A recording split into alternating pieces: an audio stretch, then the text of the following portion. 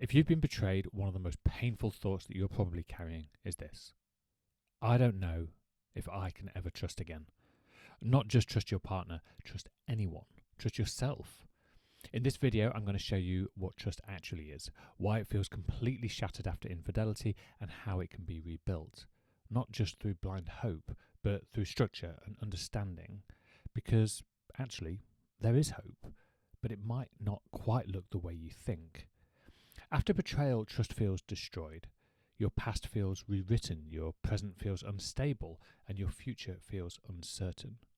That reaction, it makes perfect sense. When trust breaks, it's not just disappointment, it's destabilizing. It shakes your perception of reality. The person you believed was safe has behaved in a way that contradicts everything you thought you knew. I've worked with hundreds of betrayed partners. The question I hear most often is, how do I rebuild trust? But before we talk about rebuilding it, we need to understand something critical. Most people actually don't understand what trust even is. And without that clarity, rebuilding it becomes, well, basically impossible. Trust is not a feeling. Trust is a belief. It's your belief that someone will behave in a way that you anticipate. Trust is your expectation about somebody's future behavior. That means trust is built inside your thinking, not the other person. Now, their behavior obviously does influence your thinking, but trust itself is your interpretation. And that distinction, it changes everything. Because when betrayal happens, we tend to assume things. They destroyed my trust. But what actually happened is your expectation was violated. And now your mind is trying to protect you. After infidelity, your brain shifts into threat detection mode. If you're thinking, my partner isn't trustworthy, your brain will start scanning for evidence to support that belief. Late reply to a message? Pretty suspicious. Slight change in tone? Danger. Out for longer than expected? Proof.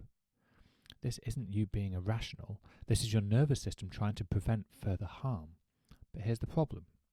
When you only look for evidence of untrustworthiness, guess what? You will always find it. Your brain's incredible at filtering out everything based on what it's focusing on. So if your dominant belief is, I can't trust them, your mind will build a case to support that.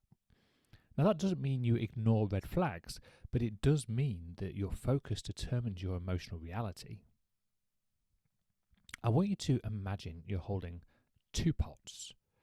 In one pot, all the evidence that your partner is untrustworthy. And in the other pot, all the evidence that they are trustworthy. After betrayal, the first pot feels enormous. So, start intentionally looking for evidence for the second pot. Small things, they really count. Do they show up on time? Do they follow through on commitments? Do they take accountability? Do they answer questions openly? Do they make consistent efforts? This is not about pretending the betrayal didn't happen. It's about expanding your perspective beyond one single event. Because trust isn't rebuilt in one grand gesture. It's rebuilt in small, repeated, consistent behaviours. Now, the part that probably most people don't expect. After betrayal, it's not just trust in your partner that breaks. It's trust in yourself. You're probably thinking, how did I not see this coming? How did I get this so wrong? Can I ever trust my judgment again? And this is where the deeper healing work lives. Because if you don't trust yourself, you will struggle to trust anyone. Self-trust is your belief that you can handle reality, even painful reality. It's not believing that you'll never be hurt again. It's believing that if you are, you'll survive it. That's strength. That is rebuildable. Let me make something really clear. Rebuilding trust is not blind forgiveness, and it's not forgetting. It's a structured belief rebuilding based on consistent behaviour and internal stability. Trust is not, I hope this never happens again. Trust is, based on what I see repeatedly, I'm willing to believe that this person is behaving differently, and I trust myself to respond if they don't. That is power. That's agency. That's very different from dependency.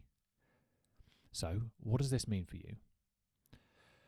Start with 2 questions. What evidence am I currently focused on, and what evidence am I ignoring? Do I trust myself to handle whatever happens next? If the answer to the second question is no, that's where your work begins. Because when you rebuild self-trust, you stop clinging to certainty. You stop trying to control the future. You start making decisions from strength instead of fear. And ironically, that's when trust becomes possible again, whether you stay or whether you leave.